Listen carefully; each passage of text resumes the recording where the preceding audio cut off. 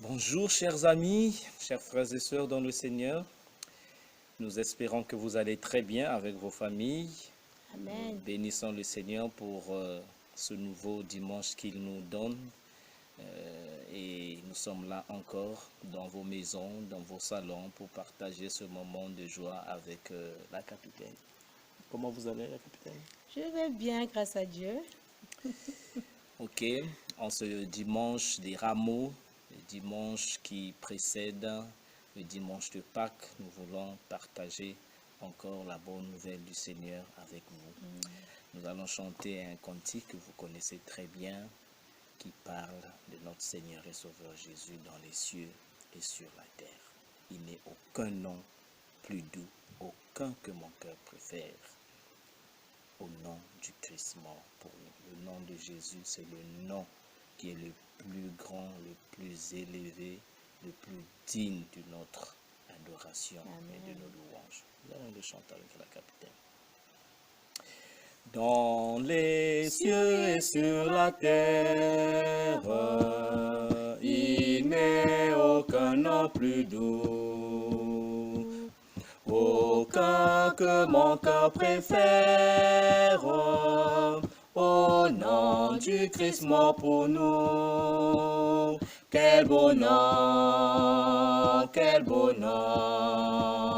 porte loin de l'éternel. Quel beau nom, que celui d'Emmanuel. Quelque grand que soit un homme, qu'il soit prince ou qu'il soit roi, de quelque nom qu'on le nomme, Jésus est plus grand pour moi. Quel beau nom, porte loin de l'éternel. Alléluia, quel beau nom, que celui d'Emmanuel. Les séraphins, les archanges portent des noms glorieux. Mais le plus beau nom des anges pourrait-il me rendre heureux? Quel beau nom, porte loin de l'éternel. Alléluia, quel beau nom, que celui d'Emmanuel. De quel pays l'inonde le cœur du pauvre pécheur? Non, il n'est rien dans ce monde de pareil à ce bonheur. Quel beau nom, porte loin de l'éternel. Quel beau nom,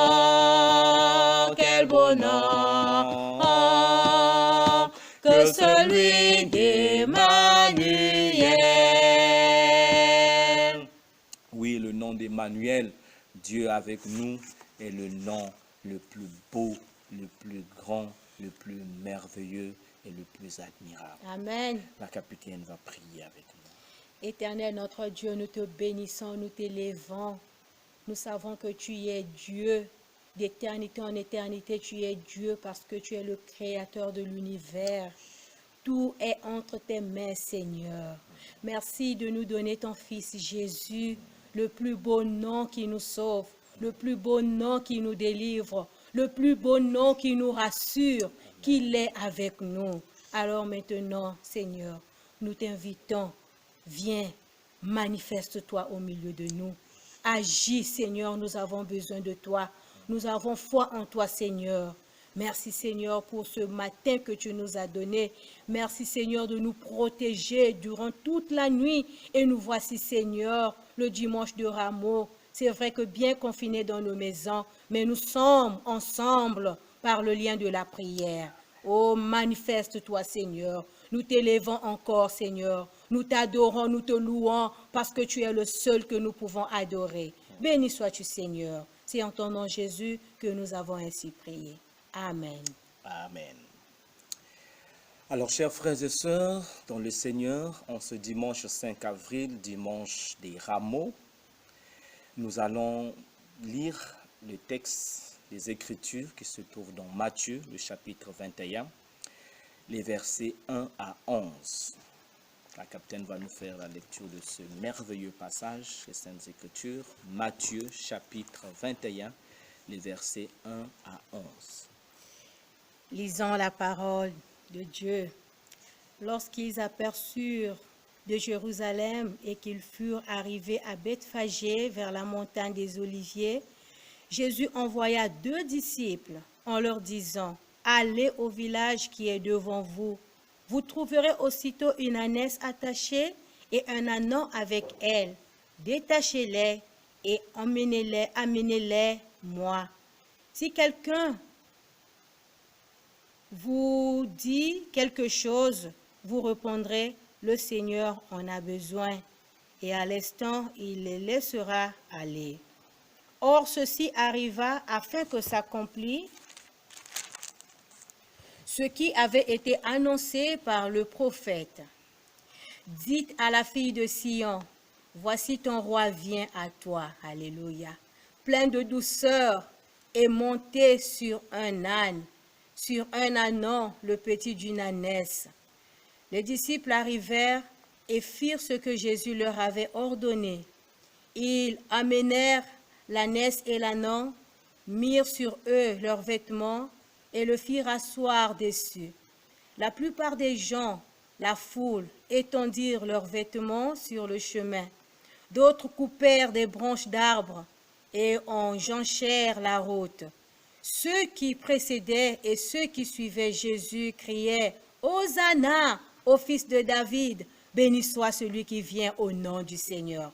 Hosanna dans les lieux très hauts. » Lorsqu'il entra dans Jérusalem, toute la ville fut émue et l'on disait « Qui est celui-ci » La foule répondit « C'est Jésus, le prophète de Nazareth en Galilée. » Amen. Amen. S'il m'était permis de changer le nom qu'on donne à ce dimanche, moi je lui donnerais le nom du dimanche de l'entrée du roi. Parce que le dimanche des rameaux, on met l'insistance sur les rameaux, mais en fait ce n'est pas les rameaux qui sont au centre de l'événement de ce jour-là. C'est plutôt le Christ, le Seigneur qui entre à Jérusalem. Amen. Et ce passage que la capitaine vient de nous lire, en fait, est un accomplissement. L'accomplissement de la promesse que Dieu avait donnée à son peuple des siècles avant la venue de Jésus, du temps du prophète Zacharie. Dans le chapitre 9, le verset 9, Dieu dit dans cette prophétie, « Réjouis-toi, fille de Sion, sois transportée d'allégresse. Car ton roi vient à toi monté sur un ânon, le petit d'une ânesse, doux et humble. » Est-ce que nous comprenons que le message de ce dimanche des rameaux, ou de ce dimanche de l'entrée du roi, est un message de joie? Le message principal, aujourd'hui, peuple de Dieu. Je sais que ça peut être un peu contradictoire avec le confinement que nous vivons aujourd'hui, mais cela n'annule pas la réalité de ce message. Amen. Ce matin, frères et sœurs, dans vos maisons, le message que Dieu vous adresse, réjouissez-vous. Amen. Poussez des cris de joie. Alléluia. Soyez dans l'allégresse. Gloire à Dieu. Pourquoi devons-nous nous réjouir? Et parce que notre roi vient à nous. Amen. Quel est ce roi? Ce roi qui vient à toi. Ce roi qui vient au nom du Seigneur. Dans le texte que la capitaine a lu, on nous dit que les gens criaient « Hosanna au fils de David, béni soit celui qui vient au nom du Seigneur. » Béni soit celui qui vient au nom de l'Éternel. Jésus est notre roi. Jésus est le roi des rois, le Seigneur des seigneurs, envoyé par le Père. Il vient en tant que roi, en tant que puissant souverain. C'est le roi qui est le sauveur du monde. C'est le roi qui vient racheter nos âmes. Il est le rédempteur de nos âmes. C'est le roi qui vient mettre fin à la puissance dominatrice de Satan et du péché sur nos vies. C'est le roi qui apporte le salut et la délivrance. Quelle joie! Nous étions un peuple asservi, un peuple oppressé, opprimé par l'ennemi. Mais le Seigneur vient pour nous délivrer. Alors, quel est le message de ce dimanche de l'entrée du roi? Le message, c'est que la vraie joie,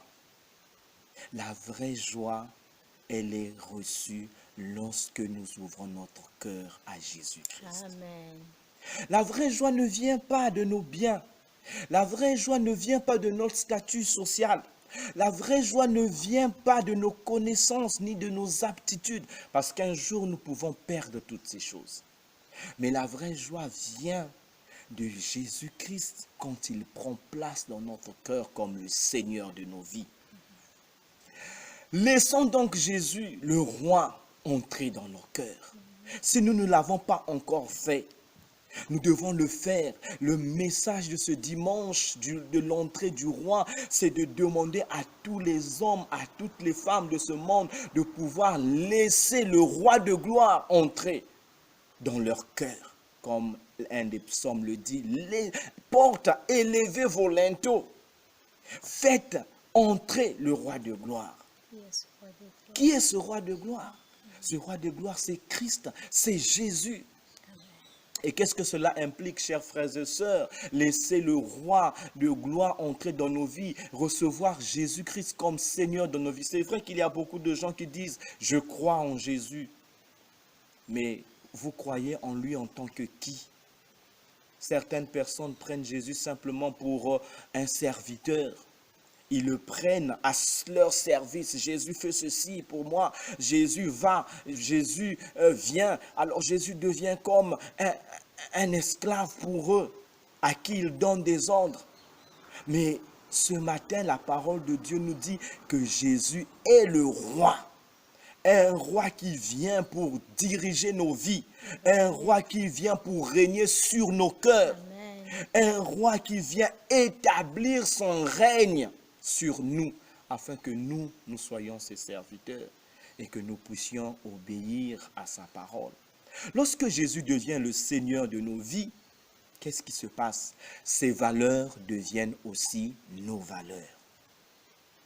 Lorsque Jésus est Seigneur dans nos vies, ses priorités deviennent aussi nos priorités. Ses centres d'intérêt deviennent aussi nos centres d'intérêt. Et ce matin, j'aimerais juste vous rappeler les 3 priorités que Jésus avait dans sa vie. La première priorité, c'était glorifier son Père.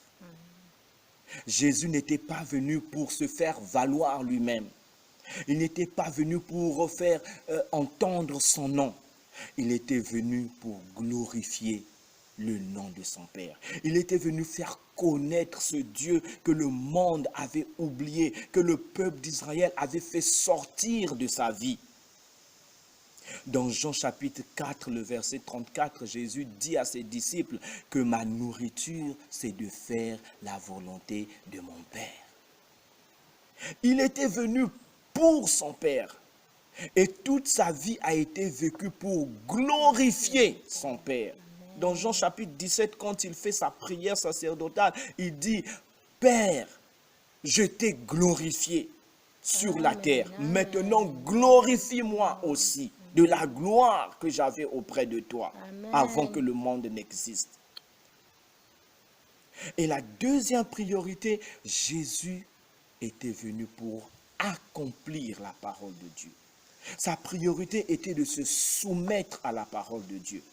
Dès que Jésus a été baptisé avant de commencer son ministère. Il a été conduit par le Saint-Esprit au désert, nous dit Matthieu chapitre 4. Mais qu'est-ce qui s'est passé? Au désert, il est tenté par le diable.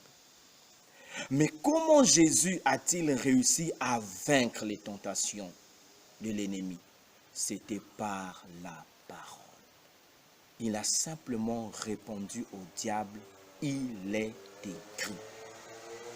La parole de Dieu était au centre de la vie du Seigneur Jésus. Toute sa vie était régulée par la parole de Dieu. Il a obéi.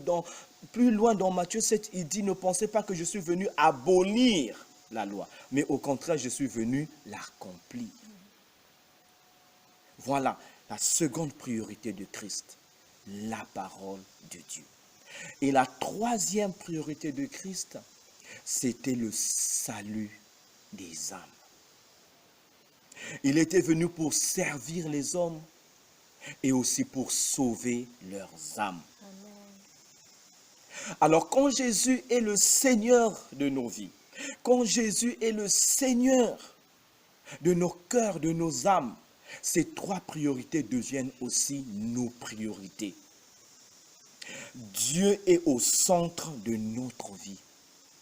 Dieu est sa volonté et aussi notre volonté. Comme Jésus, nous pouvons prier, Seigneur, non pas ma volonté, mais que ta volonté se fasse. Lorsque Jésus est Seigneur dans nos vies, la parole de Dieu est au centre de notre relation avec Dieu et avec le monde.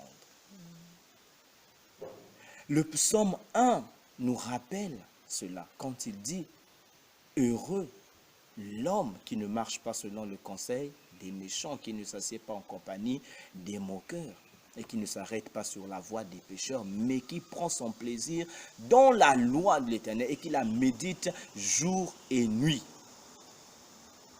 Lorsque Jésus règne sur nos cœurs, la Bible, les Saintes Écritures, la parole de Dieu devient la nourriture quotidienne de notre âme. C'est par elle que nous marchons, c'est par elle que nous vivons, parce que nous savons que c'est la parole de notre Dieu. Et la troisième priorité, lorsque Jésus est Seigneur dans nos vies, nous nous mettons au service de nos frères. Et notre désir, c'est de les conduire au salut. C'est le salut de nos frères et de nos sœurs. Tu ne peux pas dire que Jésus est Seigneur dans ta vie si tu ne te préoccupes pas du salut de tes frères et de tes sœurs. Non, parce que Jésus est venu dans ce monde pour sauver. Chercher et sauver ceux qui étaient perdus. Voilà la raison pour laquelle Jésus était venu dans ce monde. Primo, il est venu pour glorifier son Père. Secondo, il est venu pour pratiquer la parole de Dieu. Et tertio, ou troisièmement, il est venu pour racheter l'humanité qui était perdue dans le péché. Chers frères et sœurs dans le Seigneur, réjouis-toi, sois dans l'allégresse, pousse des cris de joie, parce que ton roi vient à toi. Amen. Plein de douceur. Ce n'est pas un roi qui vient pour t'opprimer. Non, il n'est pas comme Pharaon qui a opprimé le peuple d'Israël en Égypte. Mais il est un Dieu plein de douceur. Il est un roi plein de douceur. Sa loi n'est que d'amour.